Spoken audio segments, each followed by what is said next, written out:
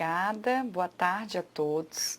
Meu nome é Juliane Ferrari, eu sou médica geriatra, trabalho na Prefeitura Municipal de Florianópolis, já no serviço público, então, há 11 anos. E eu escolhi alguns temas para a gente tratar essa tarde, de estratégias mesmo de saúde da mulher idosa dentro da atenção básica. Então, escolhi para começar a falar sobre a menopausa. A menopausa é esse estágio da vida da mulher que é fisiológico, né? Todas nós vamos passar por esse período e que às vezes é muito temido e que às vezes é rodeado de mitos. Então eu gostaria de falar um pouquinho sobre esse assunto. Então a menopausa, o que ela seria a menopausa? Primeiro para ser considerada menopausa, a mulher não vai mais estar menstruando, nem vai ter mais o seu ciclo ovulatório.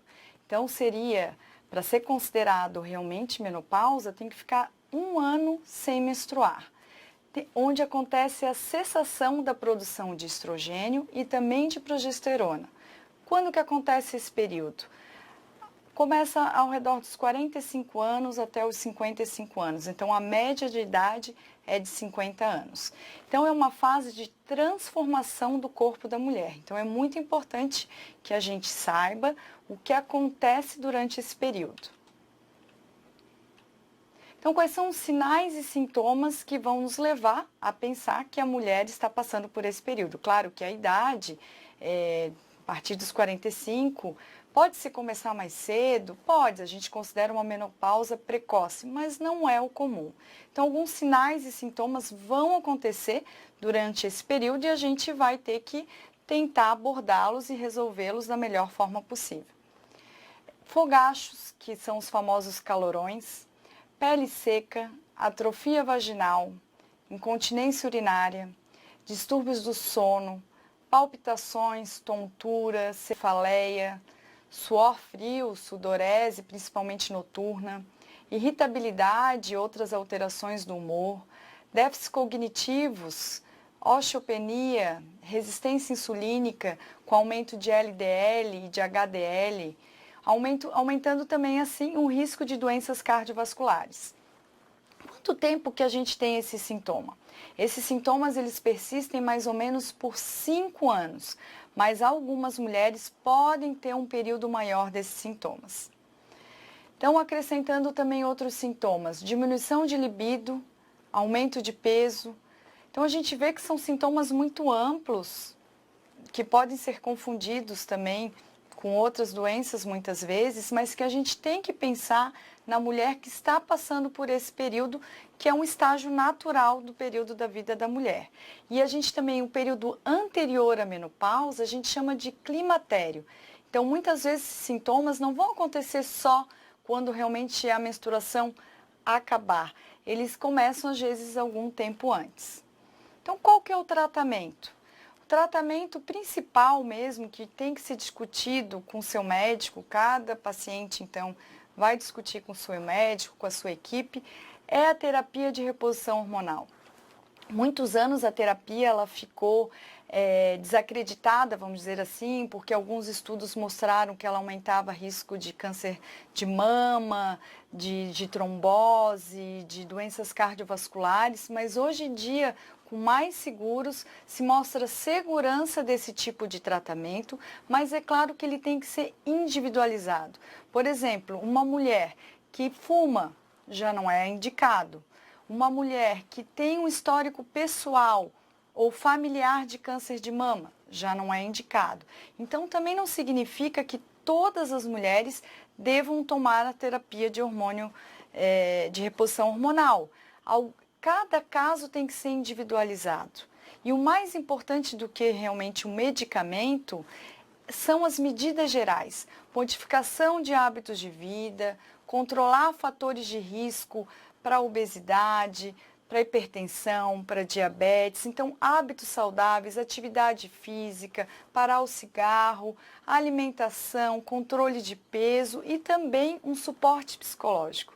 A gente atende muitas mulheres que nessa etapa, quando a menstruação cessa, que elas se dão conta muitas vezes de que estão envelhecendo. Então, A menopausa para as mulheres, ela acaba sendo considerada um marco. Olha, realmente eu estou envelhecendo. E para algumas mulheres, elas não vão lidar bem com essa condição ou com essa nova etapa de vida. Então, o apoio psicológico também é muito importante. Continuando, então, um assunto não menos importante do que a menopausa seria a osteoporose. A osteoporose, eu acho que ela ainda é muito pouco discutida no dia a dia, ela é muito pouco diagnosticada e, consequentemente, pouco tratada também. Ela é uma desordem, uma doença esquelética crônica, progressiva, de origem multifatorial, tem grande prevalência na população geriátrica. É claro que ela vai aumentar com a idade, 70% das mulheres acima de 80 anos vão ter osteoporose e, como eu já falei, ela acaba sendo pouco diagnosticada e se torna um problema de saúde pública. Então, eu quis mostrar para vocês, trazer um osso normal com um osso de osteoporose, que eu acho que é sempre importante a gente falar para o nosso paciente que tem essa modificação do osso, para ele entender que, como é uma doença muitas vezes assintomática, não causa dor, às vezes o paciente não tem a real consideração, importância relacionada a essa doença. Quando é que ela vai dar dor? Ela vai dar dor muitas vezes quando a gente tem uma fratura osteoporótica. Pode ser muitas vezes de vértebra e de quadril. Quais são os fatores de risco relacionados, então, à osteoporose? Mulher, claro. Homem pode ter osteoporose, sim, mas ela comete mais as mulheres. Baixa massa óssea, então uma pessoa que já tem uma massa óssea baixa. A gente não tem essa medição de rotina, né? Nós não fazemos uma densitometria óssea para pessoas jovens, para a gente já saber se a massa óssea dela é ruim já quando ela é jovem. Porque qual é o pico da nossa massa óssea? O pico é até os 30 anos. Por isso a importância também de hábitos saudáveis e que as crianças façam atividade física, que o adolescente faça atividade física e cresça um adulto fazendo atividade física. Porque se eu chegar lá com 60 anos de idade, 70 anos com baixa massa óssea, eu vou ter mais risco de ter osteoporose. Uma fratura prévia, raça branca, idade avançada, história familiar, uma menopausa, então, muito precoce, onde eu vou ter menos hormônios, então, produção dos hormônios circulando, tratamento também com corticoides, que são doenças como asma, DPOC, doenças reumatológicas, que o uso do corticoide acaba sendo contínuo. Quais são outros fatores de risco que nós consideramos os menores? O IMC, então, abaixo de 19, então uma pessoa muito magra, tabagismo, alcoolismo, sedentarismo, pessoas que passaram por imobilização prolongada, no caso de cirurgias ou por doenças que realmente não permitem a deambulação, dieta pobre em cálcio e uso de outras drogas que são usadas, anticonvulsivantes, heparina, para artrite reumatoide, o metotrexato. Então, outras drogas também vão influenciar no metabolismo do cálcio. Como que a gente faz o diagnóstico, então? O diagnóstico é feito através da densitometria óssea. Trouxe uma figura para mostrar para vocês, porque algumas pessoas não conhecem e também tem muito medo, né? Quando vai realizar um exame, se esse exame vai doer, se vai levar muito tempo. Então, eu quis trazer para ilustrar também. E quando é que a gente pede a densitometria óssea para as mulheres no SUS? Acima de 65 anos. Ah, mas eu tenho uma suspeita muito grande abaixo de 65 anos.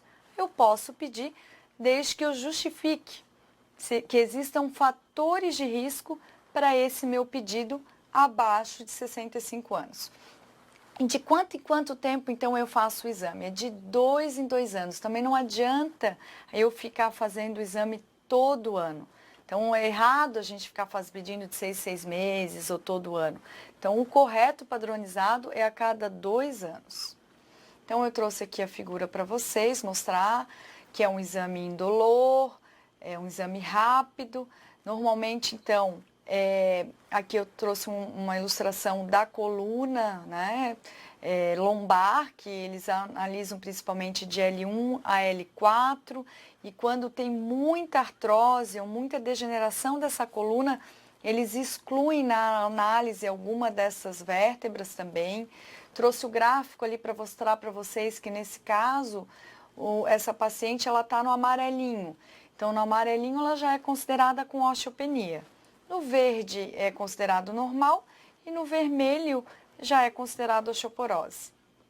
A gente vai analisar, ali, não dá para ver bem nítido nessa foto, mas a gente vê o T-score e o Z-score. O que nos interessa mais? É o T-score. O que ele representa? Ele representa a comparação, então, da idade do paciente agora com 65, 70 anos, comparando com a massa óssea de jovem. O Z, ele nos compara com pessoas da mesma idade. Então, o Z nos chama a atenção quando ele tem um Z maior do que -2, porque a gente tem que pensar daí em causas secundárias, outras doenças relacionadas à osteoporose. Mas, de maneira geral, o que nos interessa é olhar o T-score, e ele vai ser normal quando ele é até -1, ele já vai representar uma osteopenia quando ele é de -1 a -2,5 e osteoporose quando ele for, então, menor do que 2,5. E o tratamento?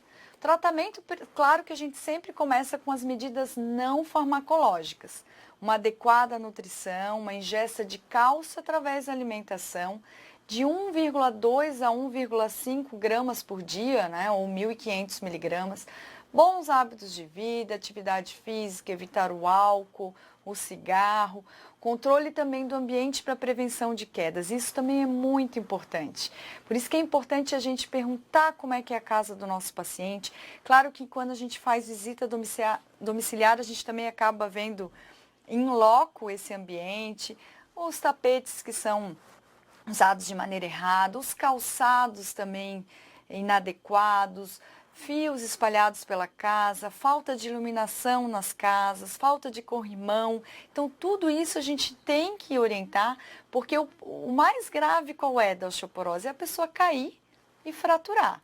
Então, se ela não cair, ela vai ter uma chance muito menor de ter uma fratura espontânea ou uma fratura que a gente fala por uma queda muito leve, né? Então, normalmente as quedas, elas são quedas que causam grandes repercussões. Aí eu trouxe para vocês essa tabela para a gente ver a quantidade de cálcio que a gente tem nos alimentos. Eu sei que tem uma polêmica até muito grande relacionada ao leite hoje em dia, mas o leite continua sendo a principal fonte de cálcio. Então, nós temos, olha só o exemplo, um leite desnatado, que uma xícara de chá vai ter 302 miligramas de cálcio. O integral, ele tem 290. Então, também é outro mito de achar que o leite integral tem mais cálcio que o desnatado. Não é verdade. Então, queijo, a gente vai ter também uma quantidade boa de cálcio, requeijão, iogurte. Ah, mas existem outras fontes de cálcio, eu tenho intolerância. Primeiro também que intolerância à lactose, existe leite sem lactose. Então, a gente também tem que pensar nesse contexto. Sabendo também que provavelmente é um produto mais caro, talvez também o nosso paciente não tenha acesso a ele. Mas para aqueles que puderem, existe iogurte, leite, queijo sem lactose. Mas quais são outras fontes de cálcio? Nós temos então brócolis, soja, chia, linhaça, tofu, então grãos em geral. Então nós temos realmente outras fontes, sardinha, outras fontes de cálcio. O ideal é a gente complementar. Vocês viram que para a gente ter 1.500 miligramas, vamos fazer um raciocínio breve, 1.500 miligramas de cálcio por dia, eu teria que tomar 5 copos de leite. É praticamente impossível, né? Poucas pessoas vão consumir 5 copos de leite por dia.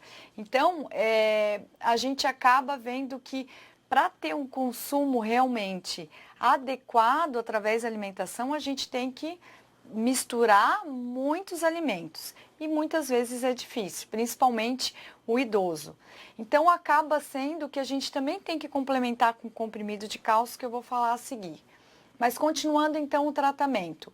A atividade física é fundamental também. Eu sempre oriento os pacientes que não adianta a gente consumir um monte de leite ou de cálcio, de outras fontes, e a gente não fizer com que esse cálcio entre dentro do nosso osso. E para que isso aconteça, a gente precisa de atividade física, que estimule esse osso, principalmente exercícios com carga. Então, atividade aeróbica, que a gente tem de marcha, caminhada, natação, hidroginástica.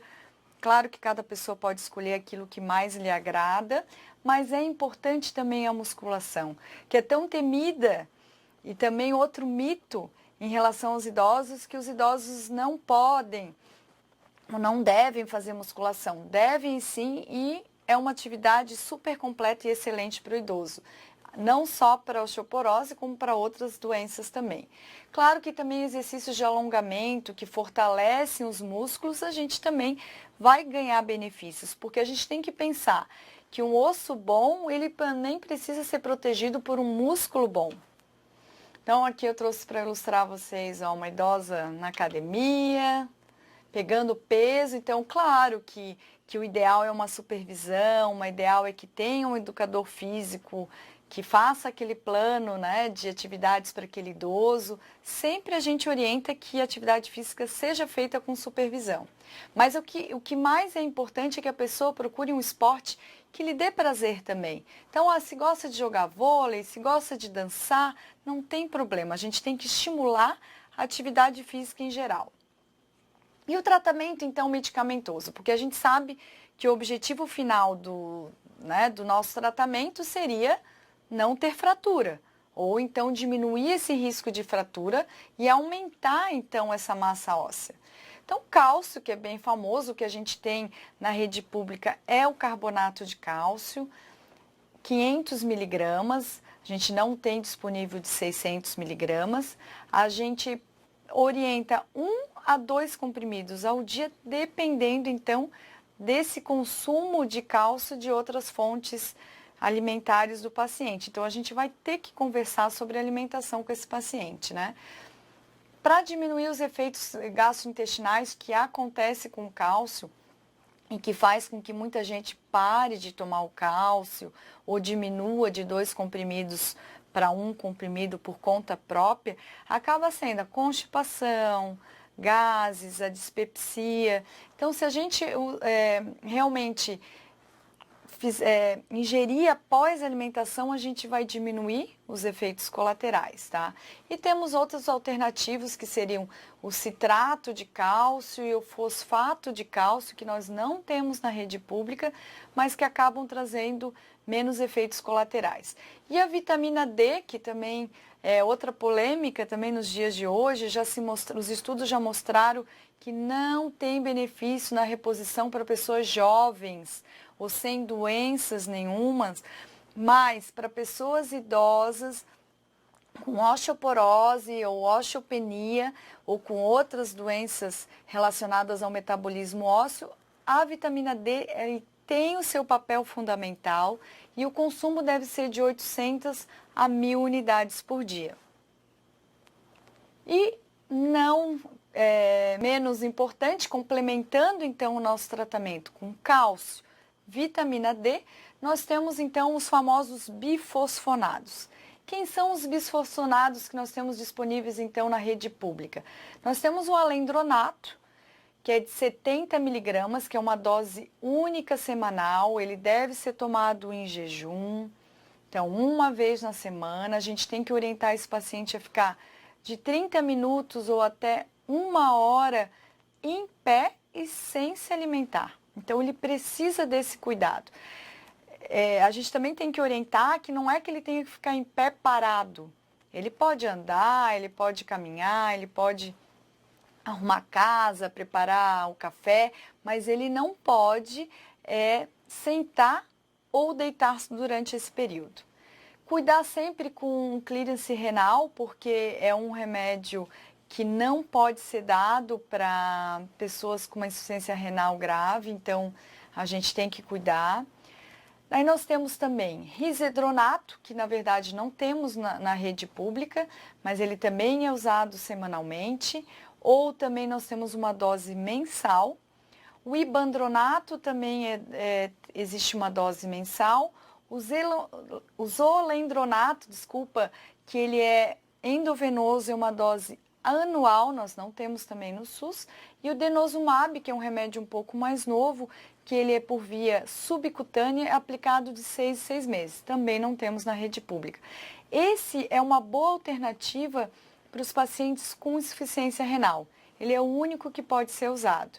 Mas realmente, ainda uma época, se a gente realmente precisa desse medicamento, teria que se justificar, pedir para o paciente entrar via judicial, é um pouco mais complicado, né? Mas em casos muito importantes e muito graves, acho que vale a pena correr atrás desse recurso. Então aqui eu trouxe uma tabela que eu acho que é bem importante para a gente mostrar ali a diferença entre todos os medicamentos e qual é o sítio que eles vão atuar. Então, primeiro que ele já começa lá com a terapia de reposição hormonal, que ela realmente também acaba sendo usada para prevenir a osteoporose. Então, um outro benefício da terapia de reposição hormonal acaba sendo para a osteoporose. Então, ela combate fratura vertebral, não vertebral e de quadril. Aí nós temos o alendronato, que é o que a gente mais usa mesmo no dia a dia, na rede pública. Também é excelente para os 3 sítios. Depois, se a gente perceber ali o ibandronato, que é aquele dose mensal, ele já não é bom nem para fratura de quadril, nem para fratura não vertebral. Então, ele apenas foi um subgrupo que teve um benefício. Então, já é um remédio que a gente já vai descartar. O risendronato, que a gente não tem na rede pública também, pode ser usado então nos 3 sítios, assim como os outros demais, ácido zolendrônico, denosumab. O raloxifeno e a teriparatida, que também são remédios alternativos, às vezes com a pessoa com muitos efeitos também gastrointestinais, que qual que é o principal problema desses medicamentos bifosfonados? São os efeitos gastrointestinais, tem pessoas que não toleram mesmo. Eles podem, então, ser usados como alternativos, mas a gente também observa pela tabela que eles não são bons para fratura não vertebral e fratura do quadril. Então, de regra geral, alendronato. Câncer de mama, né? Eu não poderia deixar de falar de câncer de mama, que nós estamos finalizando hoje o Outubro Rosa, e foi até um dos motivos, então, dessa palestra hoje, a gente realmente falar sobre a saúde da mulher. Então, não poderia te deixar de fora esse tema tão importante, prevalente, que é a neoplasia mais prevalente nas mulheres nos países industrializados, é 1/3 dos casos de câncer, e a incidência está relacionada com a idade. Claro que a gente hoje em dia vê muitas mulheres jovens tendo câncer de mama, mas ainda o fator de risco acaba sendo a idade também. Então, alguns sinais importantes eu trouxe para vocês de maneira ilustrativa do câncer de mama, que a gente deve observar: ferida na mama, nódulos aparentes, alterações nos mamilos, secreção escura, pele enrugada, vermelhidão e inchaço. Então, se a gente percebe algum desses sinais nos nossos pacientes, a gente deve orientar o nosso paciente também a procurar um desses sinais. Quais são os fatores de risco, então? Nós temos que pensar que existem fatores ambientais, hormonais e fatores genéticos também. Então, obesidade e sobrepeso também é um fator de risco para câncer de mama. Sedentarismo, olha lá a atividade física mostrando a sua importância.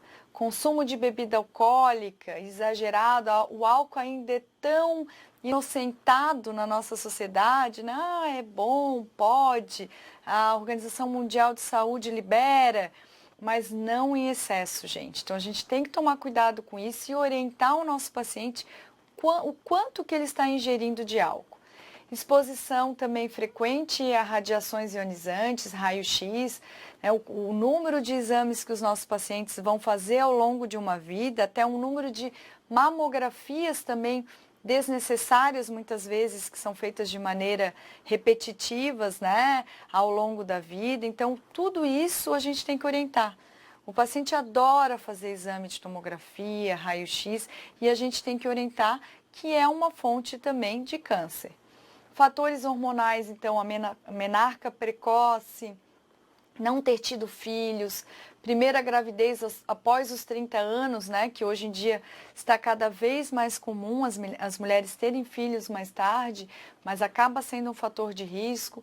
Não ter amamentado, mais um passo aí importante para o incentivo à amamentação, e uma menopausa também tardia.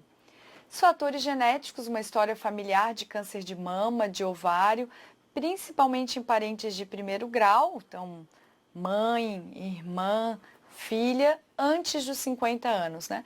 E alguma alteração genética, ainda não é de rotina que a gente faça exames de alteração genética, mas num caso de suspeita muito grande, ou caso de várias pessoas da mesma família, pode ser então indicado um teste genético também para essa mulher.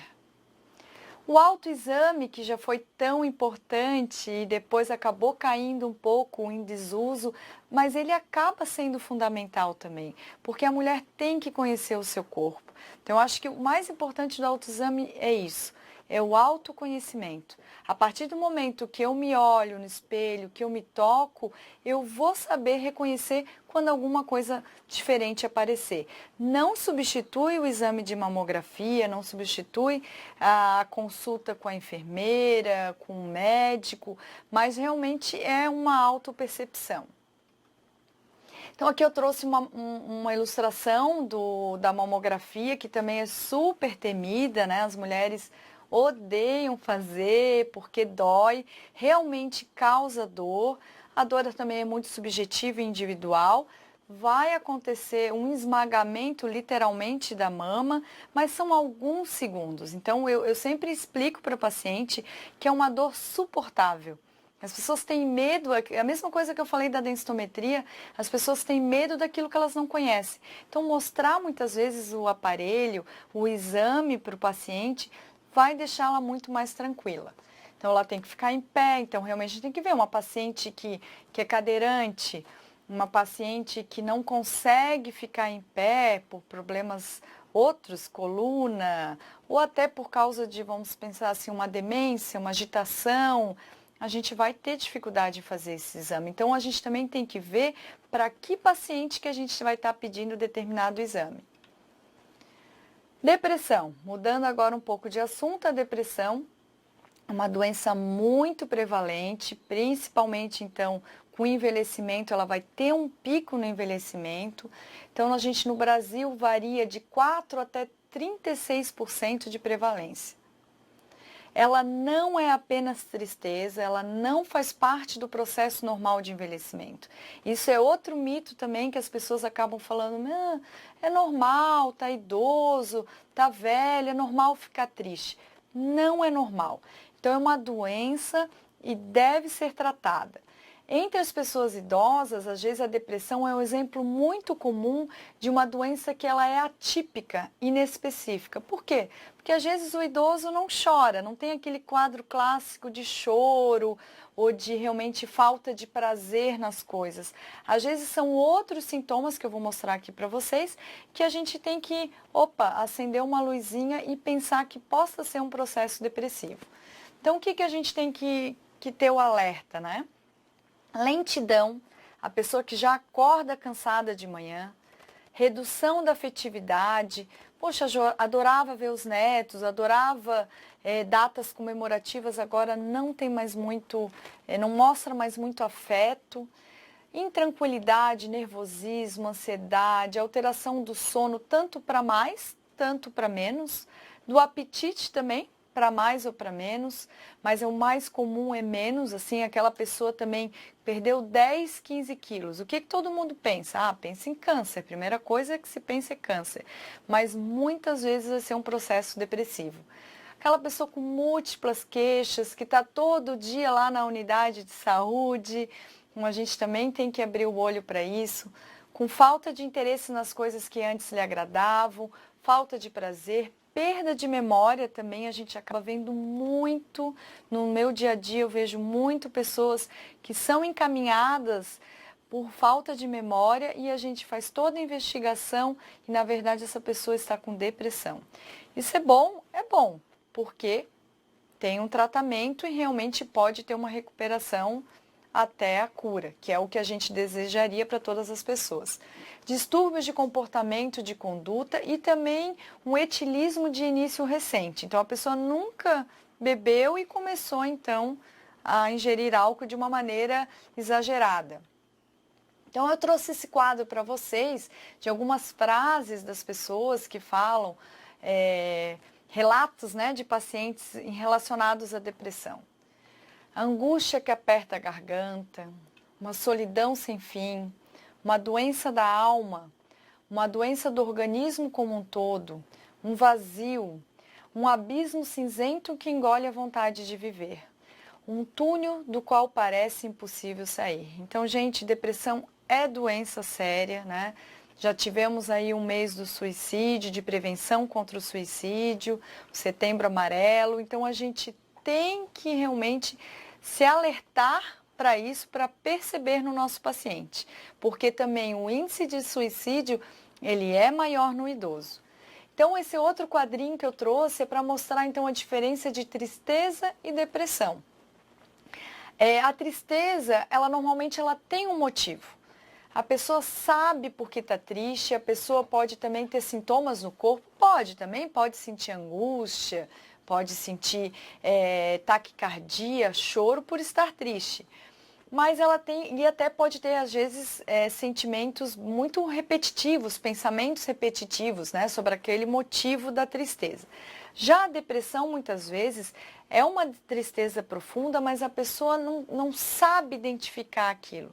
Não tem um conteúdo, mesmo se alguma coisa muito maravilhosa acontecer, ela não vai vibrar com aquilo. Então, é uma profundidade da tristeza, pode ter, então, os pensamentos suicidas, né? Só que para que a gente pense também em depressão, os sintomas eles têm que durar mais do que 2 semanas.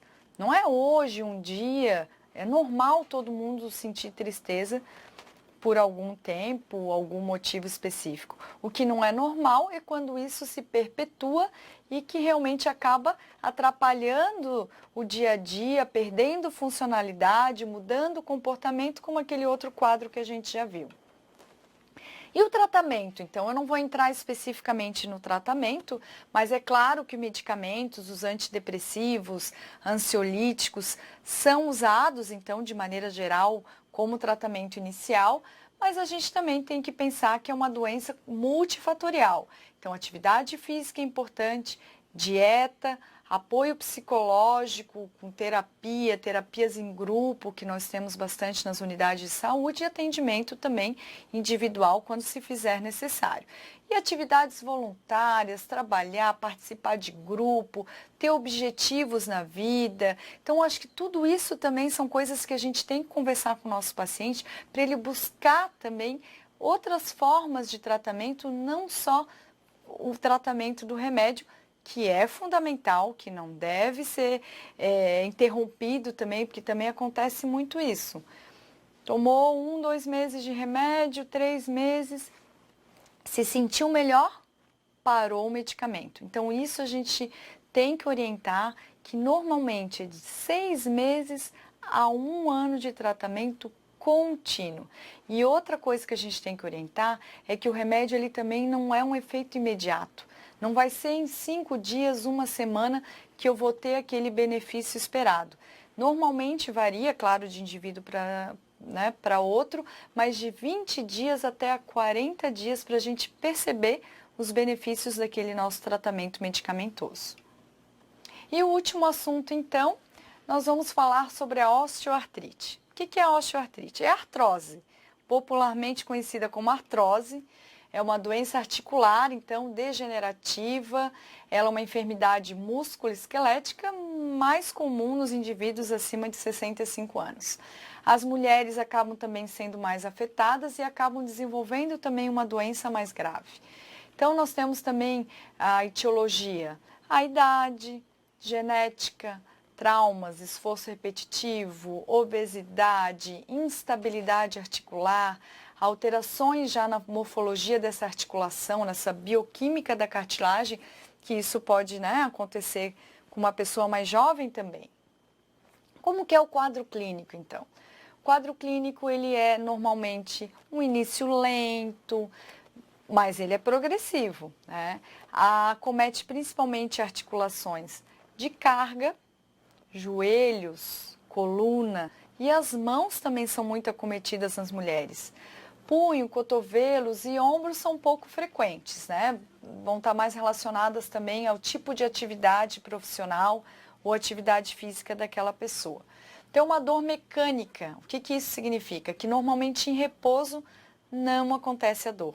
Claro que em estágios aí muito avançados, de muito desgaste e erosão, a pessoa já vai ter uma dor contínua. Mas de maneira geral, é uma dor que ela vai estar relacionada com movimento. O quadro clássico seria dor, sem o edema, sem vermelhidão ou aumento de temperatura, que isso já vai caracterizar a artrite e não a osteoartrite, que acaba tendo bastante confusão. Então, o quadro clássico é dor, uma rigidez que não dura muito tempo, menos de 30 minutos, e podemos ter crepitações, estalidos ao exame físico. A osteoartrite coxo-femoral, ela acaba levando a uma doença bem incapacitante, né? A dificuldade realmente de mobilização. Essa pessoa se torna cadeirante mais cedo, né? Joelhos também, que acaba sendo um dos mais acometidos, acaba também tendo bastante dor e piora da qualidade de vida, porque eu acho que o que a gente tem que pensar é sempre isso. O que vai acontecer com a nossa idosa? Ela vai deixar de sair, ela vai deixar de frequentar o grupo que ela gostava, ela vai deixar de fazer atividade física porque vai talvez pensar que vai piorar, ou talvez alguém até orientou ela a não fazer mais, né? Então ela vai diminuir a socialização, ela vai ficar triste por causa disso. Então é uma série de consequências negativas através de um acometimento de uma articulação. A artrose de mãos, ela tem uma história familiar bem importante. O paciente conta pra gente, minha mãe também tem, a minha avó também teve. Ela pega principalmente articulações distais dos dedos, ela é assimétrica, então não é igual num dedo e no outro. E a gente chama então de nódulos de Heberden e de Burchard. Vou mostrar uma foto para vocês. E tem casos que são muito graves, que é uma artrose então inflamatória e erosiva, que realmente tem uma destruição articular, uma anquilose, que isso leva realmente a perda da mobilização muito mais precoce e o paciente se tornar um cadeirante. Pode também acometer a coluna vertebral, principalmente a coluna cervical e lombar. A gente sabe que a gente vai diminuindo a altura ao longo dos anos pela artrose, por esse desgaste, né, dessa perda da cartilagem entre uma vértebra e outra. A compressão, quando acontece então compressão de raízes nervosas, acaba tendo uma dor intensa, irradiada, que ela pode ir até para o pé, que é a famosa dor do ciático, né? Pode dar dormência, formigamento, sensação de queimação dos pés, diminuição de força também e aumentando então risco de quedas. E podemos até ter, em casos mais graves, já estenose do canal medular, e muitas vezes pode ser um caso cirúrgico ou também que a gente precisa encaminhar esse nosso paciente para receber medicação intramedular também, né? Então eu trouxe para vocês uma foto de uma artrose de joelhos, então mostrando bem esse desgaste da articulação. Um raio-x, né? Esse é um exame bem simples, então num próprio raio-x a gente já consegue ver. Aqui mostrando a coluna, né? Do lado esquerdo mostrando uma articulação normal e no lado direito, então, já uma articulação bem desgastada, com perda de cartilagem, com os famosos bicos de papagaio, que são os osteófitos, né? E esse a famosa, não menos famosa, artrose das mãos, né? Aqui também, com artrose de joelhos, uma coisa que é importante é que vai dando deformidade. E essa deformidade também vai prejudicando bastante a escolha depois achar sapato e que realmente vai prejudicando a deambulação dessa nossa paciente. Então, o raio-x é sempre fundamental, é o primeiro exame que a gente acaba pedindo para a investigação. A gente vai ver, então, aquelas diminuição do espaço, esclerose, esses bicos de papagaio que a gente já comentou. Os exames laboratoriais, eles vão estar normal, de maneira geral. Talvez uma prova inflamatória aumentada, no caso de um paciente realmente com muita dor. E, em último caso, a gente acaba pedindo tomografia ou ressonância, lembrando sempre que não é o primeiro exame e que tem radiação. O tratamento também ele é multidisciplinar. Nosso objetivo é que tenha uma melhora mecânica e funcionalidade, consequentemente da qualidade de vida. Então, eu quero que essa minha idosa volte a sair de casa, tenha menos dor. Então, a gente sempre tem que pensar nos tratamento não farmacológico, atividade física não é proscrita, então, claro que tem que ser individualizada e tem que ver o que cada pessoa pode fazer, mas com certeza vai ajudar, o reforço muscular também, a fisioterapia, hidroterapia e natação são atividades muitas vezes indicadas porque elas não têm impacto. E a gente também tem que usar as órteses, que são os equipamentos de auxílio de marcha. Então, eu trouxe para vocês aqui as bengalas, né? Vários tipos de bengala que podem ser utilizadas. Cada pessoa, às vezes, também vai se adaptar com uma bengala, um tipo diferente, então também não tem uma bengala ideal. A bengala ideal, na verdade, é aquela que a pessoa se adapta, né? Um andador, nós temos 2 andadores aqui, o sem rodinha e o com rodinha, que também é ajustável à altura, então também o paciente tem que ter um certo grau de cognição também para poder saber andar com esse andador, né? Então também não dá para a gente, não é qualquer paciente que vai poder usar o andador, mas às vezes também casas muito pequenas, apertadas, ou para ir para a rua também, ou ao contrário, as pessoas às vezes andam de andador em casa e na rua andam de bengala. Então tem que ver cada caso individualizado. O fisioterapeuta é o profissional, acho que mais adequado para nos ajudar nessas escolhas, né? E agora falando em termos de medicamento, a analgesia básica, né, na escala da Organização Mundial de Saúde, então sempre começar com paracetamol ou com dipirona. Anti-inflamatório, a gente sabe que cada vez é mais restrito no nosso paciente idoso, porque tem riscos, de insuficiência renal, gastrite, então a gente não pode prescrever de maneira contínua, né? Isso está errado. E a gente sempre tem que perguntar, porque o paciente sempre compra aquele remedinho na farmácia, aquele Bezerol, Tandrilax, que ele não acha que aquilo é um anti-inflamatório. Ele acha que é um relaxante muscular, que não deixa de ser, mas tem anti-inflamatório, então na cabeça dele não vai estar fazendo mal. E ele acaba fazendo por conta o uso de diversos medicamentos, ou que algum vizinho, um familiar também prescreveu. Opioide, então, a gente muitas vezes tem que abrir mão desse medicamento. O que nós temos disponível é a codeína de 30 miligramas, então é um excelente medicamento, pode ser usado então para pacientes com insuficiência renal. A gente só tem que ter um pouco de cuidado com a constipação. Então, um usuário crônico de opioide vai constipar. Então, a gente tem que prescrever um laxante, orientar a dieta e atividade física junto com esse opioide. Uso tópico também de anti-inflamatórios, até fitoterápicos também, a gente também pode auxiliar, lembrando que o anti-inflamatório tópico também tem absorção no sangue, então também tem que cuidar, não é um uso contínuo. Glucosamina, que já ficou tão famoso, né, no passado, vamos dizer assim, porque realmente agora no presente se sabe que cada vez os estudos estão mostrando que tem menos eficiência e menos indicação, acaba também sendo um remédio caro, que não é fornecido pelo SUS e também tem muitos efeitos colaterais, gastrointestinais principalmente. O colágeno surgiu há menos tempo, o colágeno tipo 2, então não adianta ser o tipo 1, tem que ser o tipo 2.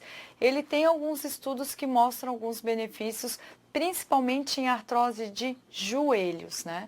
E algumas vezes também alguns pacientes vão se beneficiar com corticoide intraarticular ou ácido hialurônico também intraarticular. Então, isso o reumatologista ou o ortopedista que vai poder avaliar essa indicação.